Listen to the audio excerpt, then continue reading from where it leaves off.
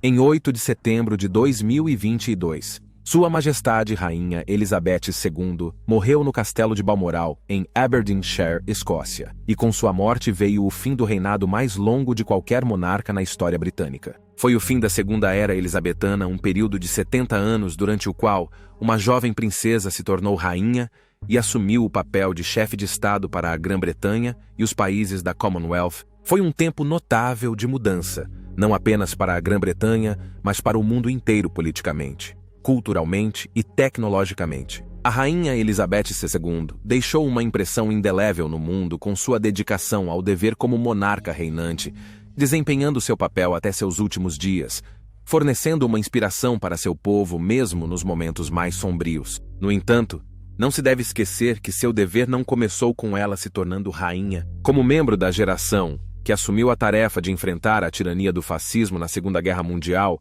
a jovem Elizabeth, como tantos jovens, foi imbuída de um senso de dever para enfrentar os desafios da guerra.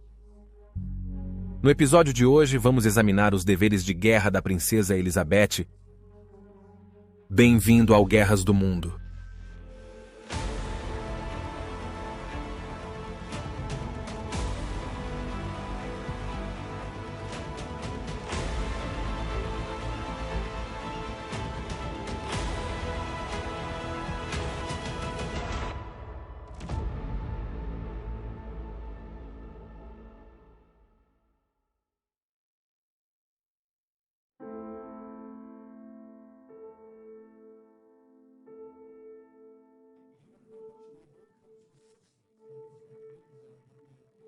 Dado o quão facilmente ela assumiu o papel, é facilmente esquecido que, ao nascer, ela não estava na linha direta para o trono. Nascida Princesa Elizabeth de York em 26 de abril de 1926 em Mayfair, Londres, ela era a filha mais velha do então Duque e Duquesa de York. Era o irmão mais velho do Duque, Eduardo, que estava na linha para suceder o rei George V, e então se presumia que seus próprios filhos herdariam o trono ao final de seu reinado. Em 20 de janeiro de 1936, quando Elizabeth tinha 9 anos, Eduardo ascendeu ao trono e se tornou Eduardo VIII. No entanto, seu reinado foi curto. Seu caso de amor com a senhora Wallis Simpson, uma divorciada americana, abalou a instituição britânica e, com sua recusa em deixar a mulher que amava, em 11 de dezembro daquele ano, ele abdicou do trono, que então passou para seu irmão mais novo, o Duque de York, que a partir de então seria lembrado como Rei George VI. Da noite para o dia, o destino de Elizabeth mudou. A partir daquele momento, ela sabia que seria ela quem um dia herdaria o trono de seu pai e se tornaria rainha. No entanto, enquanto isso, uma crise mais urgente se aproximava, à medida que as nuvens de guerra se reuniam novamente sobre a Europa. Os horrores da guerra anterior ainda estavam frescos na mente de grande parte da população de meia-idade da Grã-Bretanha, e enquanto a geração mais jovem ponderava o que seria exigido deles nos próximos dias. Pois em 3 de setembro de 1939, após a invasão da Polônia, Grã-Bretanha e França decidiram que já era suficiente, e a guerra com a Alemanha começou. A família real oficialmente escolheu ficar no Palácio de Buckingham em Londres, mas na realidade dividem o tempo entre o palácio e o castelo de Windsor. Isso ajudou a tranquilizar o povo de Londres de que tudo possível estava sendo feito para protegê-los dos temidos ataques aéreos nazistas, enquanto ao mesmo tempo geravam um espírito de que essa era uma luta que abrangia todos os aspectos da sociedade britânica, e assim amenizava os sentimentos de ressentimento entre alguns da classe trabalhadora em relação ao sistema de classes britânico. Isso só foi reforçado quando o próprio Palácio de Buckingham foi bombardeado. O rei e a rainha escaparam por pouco de serem mortos. O perigo do bombardeio apenas provocou apelos do estabelecimento britânico de que Elizabeth e sua irmã mais nova, Margarida, deveriam ser evacuadas para o Canadá como precaução. Com tantas crianças sendo evacuadas, havia pouco com o que se preocupar em relação à imagem de tal movimento. No entanto, foi a própria rainha quem rejeitou a ideia, afirmando que seus filhos não sairiam sem ela, e ela não deixaria o rei, e ele não iria a lugar nenhum. As duas princesas foram levadas para Balmoral, na Escócia, mais segura que o sudeste da Inglaterra, antes de se mudarem para Sandringham e retornarem ao castelo de Windsor. No início de 1940, a Elizabeth, de 14 anos, realizou seu primeiro grande ato em apoio à guerra, quando apareceu no programa de rádio Children's Hour da BBC, para falar com muitos milhares de evacuados, que estavam deixando as cidades e, em alguns casos, sendo transportados para o exterior à medida que a Luftwaffe se aproximava da Grã-Bretanha continental. Como se tornaria padrão para muitos discursos que ela daria posteriormente como rainha, ela terminou com uma promessa ao seu povo de que dias melhores viriam. Antes de terminar, posso dizer verdadeiramente a todos vocês que nós, crianças em casa, estamos cheios de alegria e coragem. Estamos tentando fazer tudo o que podemos para ajudar nossos valentes marinheiros, soldados e aviadores. E também estamos tentando suportar nossa própria parcela do perigo e da tristeza da guerra. Sabemos, cada um de nós, que no final tudo ficará bem, pois Deus cuidará de nós e nos dará vitória e paz. E quando a paz chegar, lembre-se, será para nós, as crianças de hoje, tornar o mundo de amanhã um lugar melhor e mais feliz. Após o discurso, Elizabeth e Margarida se adaptaram às suas novas vidas em tempo de guerra, espelhando a aparência de seus pais para elevar o moral da população adulta, dirigindo-se às crianças da Grã-Bretanha. Elas fizeram visitas e foram fotografadas trabalhando na horta do Castelo de Windsor, parte da iniciativa Cavar pela Vitória. Esta buscava diminuir a dependência britânica de importações de alimentos por mar. Devido à constante ameaça de U-boats, alguns ridicularizaram essas exibições como mera propaganda. No entanto, o sentimento geral entre a população em geral era externamente positivo e de fato inspirador para as crianças, tornando a jovem princesa querida por milhões em casa e no exterior. Na adolescência, durante grande parte da guerra, Elizabeth não era elegível para o serviço militar até completar 18 anos em 1944. No entanto, seus primeiros deveres oficiais com as Forças Armadas ocorreram 2 anos antes, na manhã de seu 16º aniversário em 1942, tendo sido feita coronel honorária da Guarda Granadeira.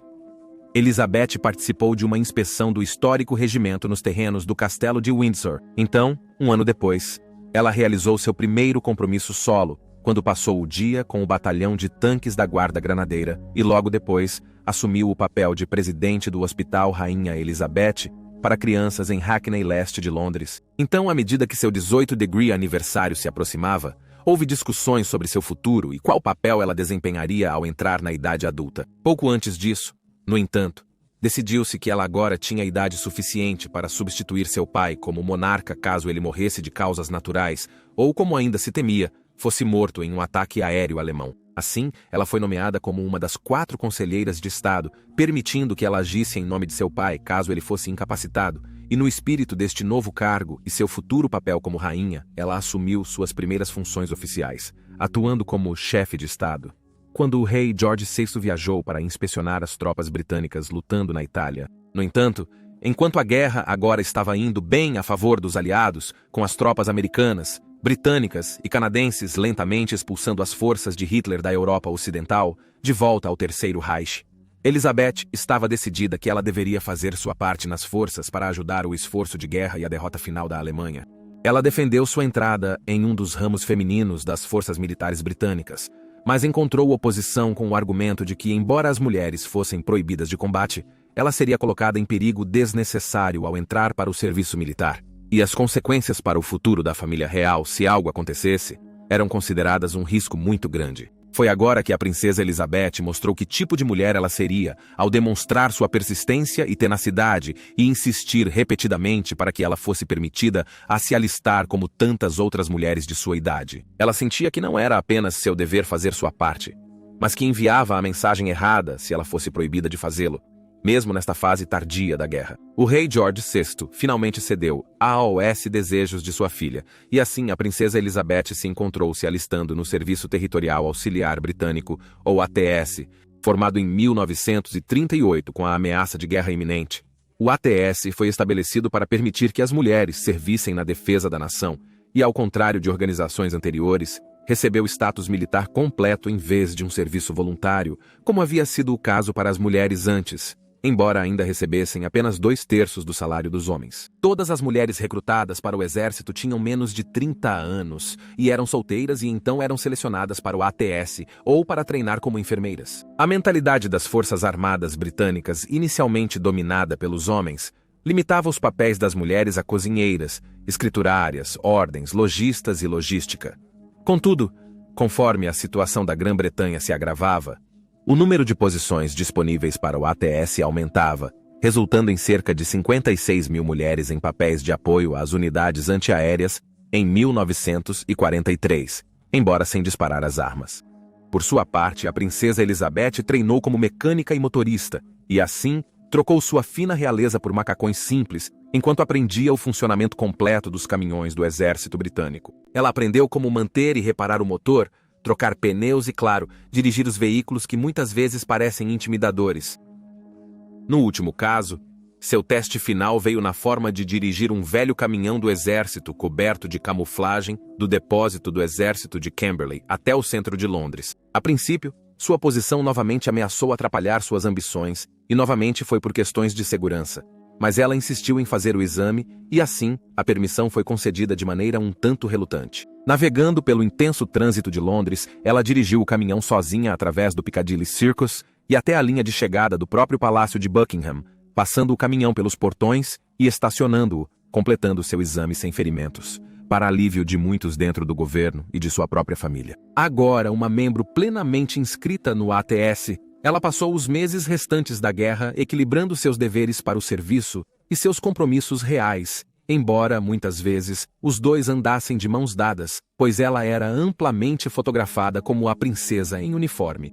No entanto, em apenas alguns meses, em 8 de maio de 1945, a guerra com a Alemanha nazista chegou ao fim após o suicídio de Hitler em Berlim e a rendição das forças armadas remanescentes da Alemanha. Em uma manifestação espontânea de alegria, milhares de pessoas desceram ao Palácio de Buckingham para comemorar e exigiram ver a família real. Pouco tempo depois, Elizabeth, adornada com seu uniforme ATS, apareceu na varanda com o rei e a rainha, bem como sua irmã, e o primeiro-ministro Winston Churchill, para aplausos entusiasmados. Falando sobre aquele dia incrível para a BBC em uma entrevista de 1985, ela contou como a euforia que tomou conta da nação ofereceu uma oportunidade bastante única para as duas princesas. Citação: pedimos à OS nossos pais se poderíamos sair e ver por nós mesmos. Lembro que temíamos ser reconhecidos.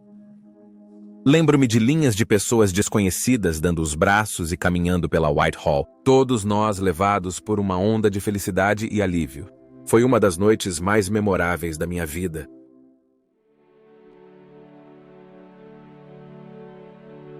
Embora seu serviço na ATS tenha sido relativamente curto, seu tempo em uniforme deu-lhe uma valiosa visão do mundo militar e, ao longo do resto de sua vida, sua devoção àqueles que serviram nas Forças Armadas Britânicas foi inquestionável, algo ainda mais alimentado pelo fato de seu marido Philip ter servido na Marinha Real. Ao falar daqueles dias em uniforme, ela costumava falar deles com carinho, pois viveu um dos poucos momentos de sua vida em que estava em grande parte separada do papel de sua família no mundo e dos deveres que eventualmente seria esperado que ela cumprisse. O conhecimento adquirido com o treinamento também a serviu bem nos anos seguintes e incutiu nela uma independência quando se tratava de dirigir com ela e seu marido, gostando de ficar ao volante de outra grande instituição britânica, o Land Rover, nos terrenos ao redor de suas propriedades. Ao deixar o serviço territorial auxiliar, ela alcançou a patente de comandante júnior, considerada amplamente equivalente à de capitão do exército masculino. Em 6 de fevereiro de 1952, a princesa Elizabeth tornou-se Rainha Elizabeth II quando seu pai, o rei George VI, morreu na casa de Sandringham com apenas 56 anos, dando início à Segunda Era Elizabetana. Em junho de 2014, a Rainha Elizabeth II e o príncipe Felipe estiveram nas comemorações do 70º aniversário do Dia D na França. Naquela época, eles eram os únicos chefes de Estado restantes que haviam servido em uniforme durante a Segunda Guerra Mundial. E aí você tem a história da princesa em uniforme. Por favor, comente abaixo com suas opiniões e reações, curta o vídeo e inscreva-se para apoiar o canal. Obrigado por assistir, e te vejo na próxima vez.